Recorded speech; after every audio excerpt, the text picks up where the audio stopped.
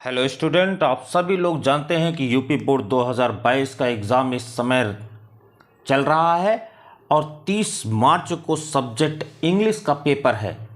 और ये पेपर आप लोगों के लिए बेहतरीन हो, इसलिए आज का ये सेशन है, ये इंग्लिश के जो लेवल उसका है वो हाई स्कूल और इंटरमीडिएट दोनों है। अर्थात ये सेशन हाई स्कूल और इंटरमीडिएट दोनों के लिए बहुत ही बेनिफिशियल है। इसलिए सभी लोग, जितने लोग भी आज के इस सेशन में नए जुड़ रहे हैं, सभी लोगों का इंग्लिश बाय अतुल सर पर स्वागत है। ये प्लेटफॉर्म आप सभी को हिंदी और इंग्लिश दोनों का कंटेंट देता है और हिंदी में हम लोगों ने डंका बजाया, इंग्लिश की अब बारी है। आज हम एक ही वीडियो में 5 महत्वपूर्ण टॉपिक कवर कर रहे हैं और अनुमान यह है कि यहाँ से बहुत सारे क्वेश्चन आपको फंसने वाले हैं। इसलिए जितने लोग भी आज के इस सेशन में नए जुड़ रहे हैं, सभी लोग वीडियो के अंत तक बने रहें। और जितने लोग नए बन रहे हैं, नए जुड़ रहे हैं, वो सभी लोग चैनल को अभी तक अगर आपने सब्सक्राइब नहीं किया है तो तुरंत आप इसे सब्सक्राइब कर लें। सेशन के लास्ट तक बनने पर यदि आपको सेशन से कुछ अच्छा मिल रहा है तो सेशन को लाइक और एक शेयर जरूर करें, क्योंकि आपके बहुत सारे छोटे भाई बहन जो हैं, कलीग्स हैं, उनको ऐसे सेशन की बहुत अधिक आवश्यकता है। और हमारा जो लक्ष्य है वो 90+ स्कोर करने का है। इसलिए जितने लोग भी आज के इस सेशन में बने हैं, सभी लोगों का इंग्लिश बाय अतुल सर स्वागत करता है। और सेशन को डिले न करते हुए सीधे हम लोग सेशन पे चलते हैं। आज कौन कौन सा टॉपिक के महत्वपूर्ण क्वेश्चन हम डिस्कस करने वाले हैं, एक एक को हम कंप्लीट करेंगे। चलिए, पहला question, the patient said doctor cure my pain please. ये बनाना है हमको इनडायरेक्ट सेंटेंस, आपको पढ़ना है। मैंने आपको आरएस कहा था कि आरएस से यदि आप फोकस करते हैं तो निश्चित तौर पे आपको क्लियर हो जाएगा कि हमको करना क्या है। तो ध्यान दें, ये जो डॉक्टर लिखा है, डॉक्टर को देखकर आप इसे असर्टिव मत समझिएगा, क्योंकि डॉक्टर के बाद ये कामा लगा हुआ और ये कामा ये शो करता है कि डॉक्टर इस समय आरबी का पार्ट है। तो आरबी के पार्ट होने के बाद ये क्योर हो जाता है, और क्योर से जब सेंटेंस की शुरुआत हुई है तो एक वर्ब से शुरुआत है, और एक वर्ब से शुरुआत होने वाले सेंटेंस को हम इम्परेटिव सेंटेंस कहते हैं। और इम्परेटिव सेंटेंस में प्लीज, सर, मैडम, काइंडली जो होता है वो किस में चेंज होता है? रिक्वेस्टेड में चेंज होता है। तो यहां जो होगा वो हो जाएगा द पेशेंट रिक्वेस्टेड, और इसका ऑब्जेक्ट क्या है? Doctor. The patient requested doctor. और हम इंपरेटिव सेंटेंस में जानते हैं कि जो कंजक्शन होता है वो टू होता है, टू क्योर। टू क्योर माई जो है वो फर्स्ट पर्सन का पॉजेसिव केस है, पेशेंट के अनुसार वो हिज में चेंज हो जाएगा, टू क्योर हिज पेन। पहला क्वेश्चन पूरी तरह से क्लियर हो गया होगा। दूसरे क्वेश्चन पे चलते हैं। दूसरा क्वेश्चन कह रहा है the captain said if the rain stops the match will be played. देखिए, यहां आपको एक कंडीशनल सेंटेंस आरएस में दिया गया है। कंडीशनल सेंटेंस जो आरएस में आपको मिला है ये आपका असर्टिव सेंटेंस की कैटेगरी में आता है। और असर्टिव सेंटेंस की कैटेगरी में अगर ये है तो हम सेड को सेड में rखते हैं, सेड टू को टोल्ड में चेंज करते हैं। तो यहां क्या हो जाएगा? The captain said that if the rain stops, तो द रेन हमारा थर्ड पर्सन है, नो चेंज हो जाएगा। The rain stops present indefinite है, पास्ट इंडेफिनिट में जाएगा तो स्टॉप्ड हो जाएगा। फिर यहाँ कामा, द मैच फिर से हमारा थर्ड पर्सन है, द मैच विल जो है वुड में चेंज हो जाता है, वुड बी प्लेड। किसी प्रकार की कोई अगर दिक्कत हो, डाउट हो तो तुरंत क्वेश्चन को कमेंट के माध्यम से जरूर पूछिए। ये क्वेश्चन भी आपको क्लियर हो गया होगा। अब नेक्स्ट क्वेश्चन पे चलते हैं। My father said don't worry, indirect भी इसको भी बनाना है, बहुत ही इंपॉर्टेंट ये क्वेश्चन है। तो हमने आपको बताया था कि डोंट को देखते ही आप ये ध्यान रखेंगे कि जब सेंटेंस की शुरुआत डोंट है तो इम्परेटिव सेंटेंस है, और इम्परेटिव सेंटेंस में डोंट को हम किस में चेंज करते हैं? My father forbade, my father forbade, और फॉरबेड के साथ में भी कंजक्शन जो आएगा वो टू आएगा। और ध्यान रखेंगे जब फॉरबेड का हम यूज़ करते हैं तो हम नॉट का यूज़ नहीं करते हैं, टू वरी। हम इसको दूसरे तरीके से भी कर सकते हैं, तब वो क्या हो जाएगा, जो दूसरा तरीका है तो उसमें हम ये यूज़ कर सकते हैं माय फादर एडवाइज्ड,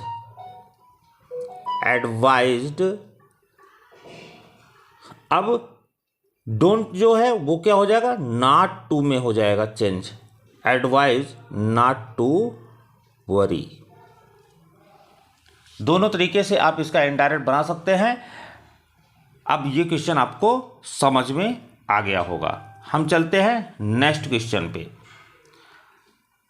लिखा है he has failed many times, पहला sentence he still hopes to succeed, simple बनाना है। पहला sentence he has failed many times, he still hopes to succeed, वह कई बार असफल हो गया है। पहला सेंटेंस कह रहा है he still hopes to succeed, फिर भी उसे सफल होने की आशा है। तो in spite of, in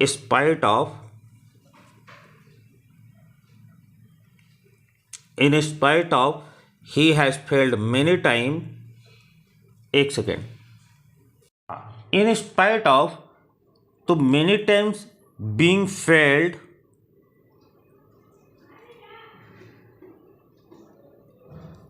many times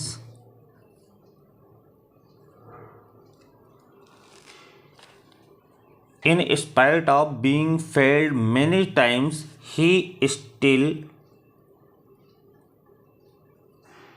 hopes to succeed। ये भी क्वेश्चन आपको क्लियर हो गया होगा। इन स्पाइट ऑफ आपका प्रीपोजिशन की तरह से कार्य कर रहा है, बीइंग जो है वो जीरन की तरह से यहाँ पे कार्य कर रहा है, तो प्रीपोजिशन विथ जीरन के साथ में हम इसका सेंटेंस कंप्लीट कर दिए हैं। फिर नेक्स्ट क्वेश्चन आपका है he is dull pupil, he is very regular, ये बनाना है कंपाउंड। तो क्वेश्चन आपका कह रहा है ही इज डल प्यूपिल, वह एक आलसी शिष्य है। ही इज वेरी रेगुलर, वह बहुत नियमित है। तो आलसी है और नियमित है दोनों तरीके से, तो ये कंट्रास्ट शो हो रहा है। और कंट्रास्ट में हमने आपको बताया है कि कंपाउंड सेंटेंस में बट, एट और स्टिल से इसको हम कंबाइन करते हैं। तो आप यहाँ पे लिख सकते हैं he is dull pupil but he is very regular। आप इसको ऐसे भी बना सकते हैं he is dull pupil but very regular।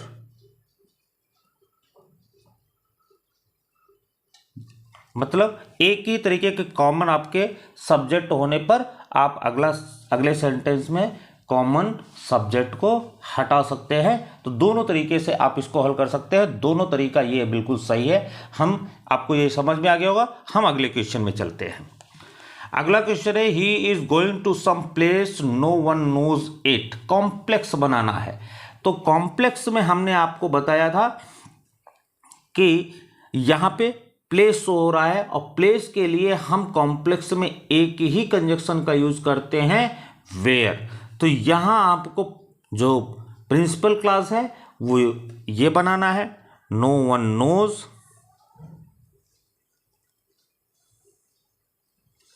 Where he is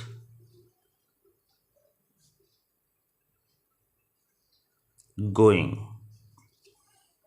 clear हो गया होगा। सम प्लेस का मतलब वेयर से ही है, इसलिए हम सम प्लेस को हटा सकते हैं। फिर यह भी क्वेश्चन आपको समझ में आ गया होगा। अगले क्वेश्चन की तरफ चलते हैं।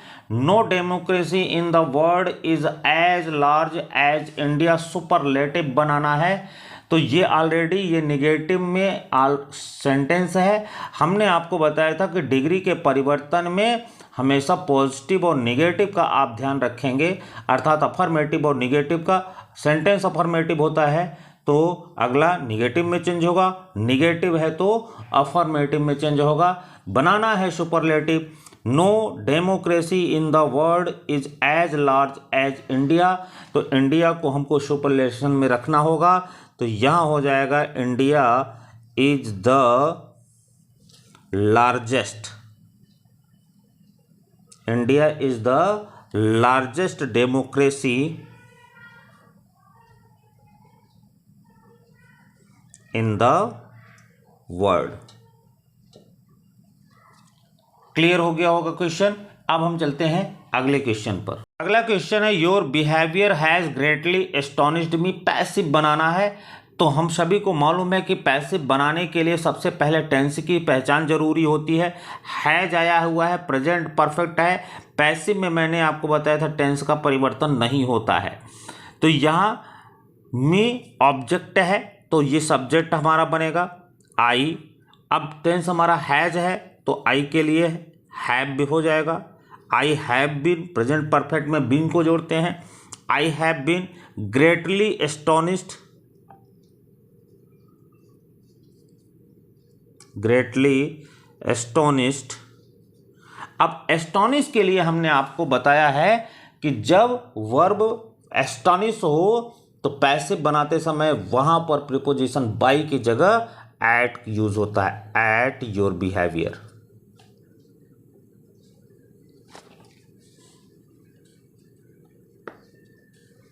क्लियर हो गया होगा।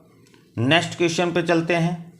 नेक्स्ट क्वेश्चन है the picture was hanged on the wall. Correct sentence करना है। सेंटेंस का करेक्शन में आया है, अर्थात सिंटेक्स का क्वेश्चन है। बहुत ही इंपॉर्टेंट क्वेश्चन है, तो ध्यान रखेंगे। The picture was hanged on the wall, तो यहां आपका जो करेक्शन होना है वो यहां होना है। ये हैंग का मतलब होता है फांसी देना, लटकाना नहीं होता। तो यहां क्या हो जाएगा, the picture was hung on the wall. Question passive में है तो वॉज हंग होगा, न कि हैंग्ड होगा। फिर नेक्स्ट क्वेश्चन चलते हैं। I am ill for 2 days। बहुत ही इंपॉर्टेंट क्वेश्चन ये भी है। अब यहां ध्यान रखेंगे, यहां फॉर 2 days ऑलरेडी लिखा हुआ है, तो टेंस हमारा जो होगा वो क्या हो जाएगा, प्रेजेंट परफेक्ट कॉन्टिन्यूअस हो जाएगा। तो आई हैव बीन इल। ध्यान रखेंगे हैव बीन के साथ में वर्ब की फोर्थ फॉर्म होती है, लेकिन इल के साथ में आईएनजी का यूज नहीं होता है, सेम उसी तरह से यूज होता है। इसलिए इंपॉर्टेंट क्वेश्चन है I have been ill for 2 days। यह भी आपको क्वेश्चन पूरी तरह से क्लियर हो गया होगा। अब हम चलते हैं नेक्स्ट क्वेश्चन पर। नेक्स्ट क्वेश्चन आपका भी बहुत इंपॉर्टेंट क्वेश्चन है और यहां आपको ध्यान रखना पड़ेगा।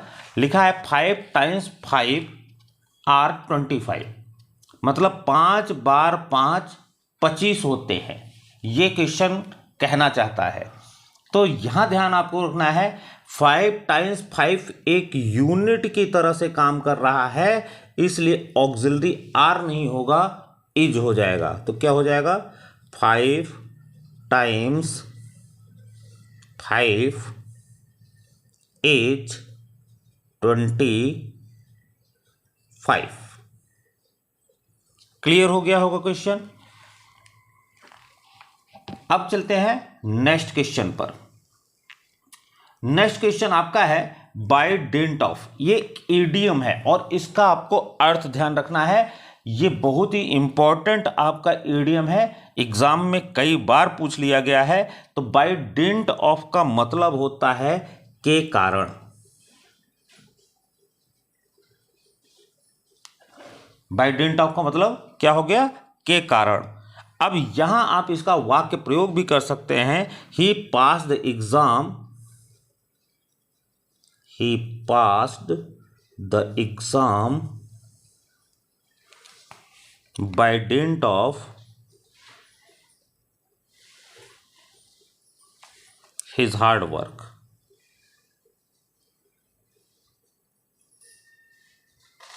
अपने कड़ी मेहनत के कारण उसने अपनी परीक्षा पास कर लिया। बाय डिंट ऑफ, बहुत बेहतरीन और बहुत ही महत्वपूर्ण क्वेश्चन आपका ये है। नेक्स्ट क्वेश्चन आप ध्यान रखेंगे, बियर आउट। ये भी आपका एक इडियम है और इसका भी आपको अर्थ और वाक्य प्रयोग करना है। तो बियर आउट का मतलब होता है समर्थन करना।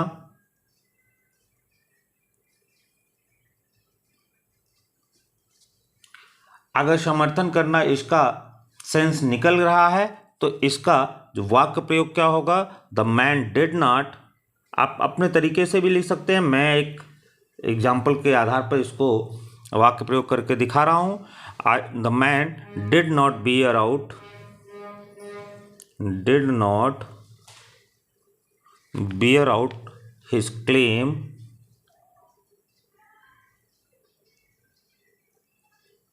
on the property।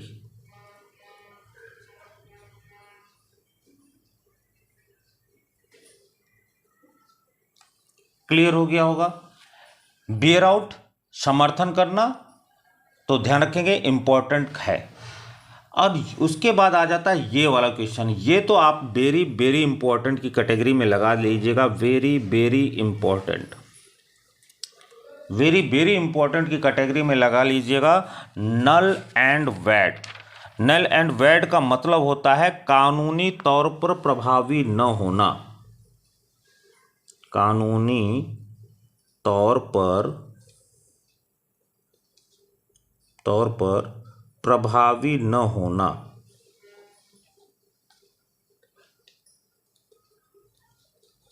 बहुत ही इंपॉर्टेंट है, वेरी वेरी इंपॉर्टेंट की कैटेगरी में इसको आप रखिएगा।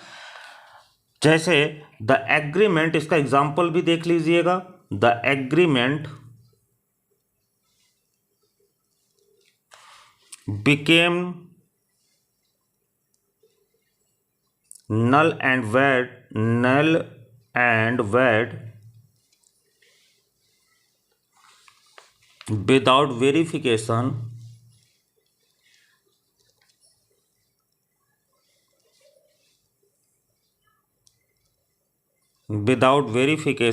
of the officer।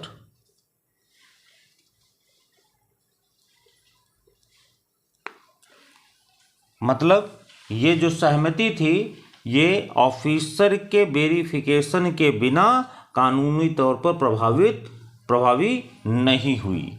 Null and वैड, तो ध्यान रखेंगे, बहुत ही इंपॉर्टेंट है। उसके बाद नेक्स्ट आपका जो क्वेश्चन है वो है अ फूल्स पैराडाइज। बहुत ही आपका इंपॉर्टेंट यह भी।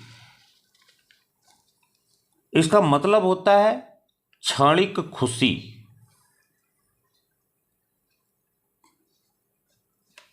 फूल्स पैराडाइज अर्थ हो क्या होगा? क्षणिक खुशी। तो इसको आप कैसे लिख सकते हैं, एग्जाम्पल कैसे बना सकते हैं? तो don't go for a fools paradise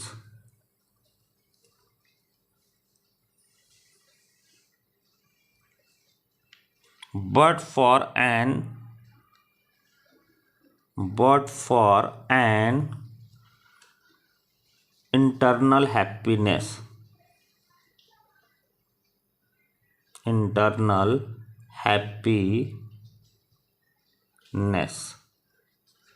आंतरिक खुशी के लिए क्षणिक खुशी प्रकट नहीं करना चाहिए। तो यहाँ आपको ये भी इम्पोर्टेंट की कैटेगरी में आप इसको कंप्लीट कर लीजिएगा। ये आपके 15 क्वेश्चन बहुत ही इम्पोर्टेंट क्वेश्चन थे।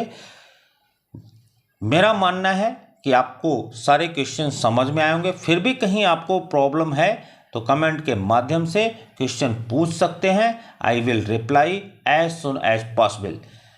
जितने लोग चैनल में नए बने हैं वो चैनल को सब्सक्राइब करना और बेल आइकन प्रेस करना कतई नहीं भूलेंगे। इंग्लिश बाय अतुल सर के नाम से जो टेलीग्राम ग्रुप है उसको ज्वाइन करने के लिए टेलीग्राम पर English by Atul sir search कर ग्रुप में सीधे ज्वाइन हो लें, क्योंकि वहाँ आपको PDF, नोट्स और स्टडी मटेरियल आपको प्रोवाइड किया जाता है। तो जितने लोग भी आज के इस सेशन से जुड़े रहे, सेशन कैसा लगा ये कमेंट के माध्यम से ज़रूर बताएं। धन्यवाद।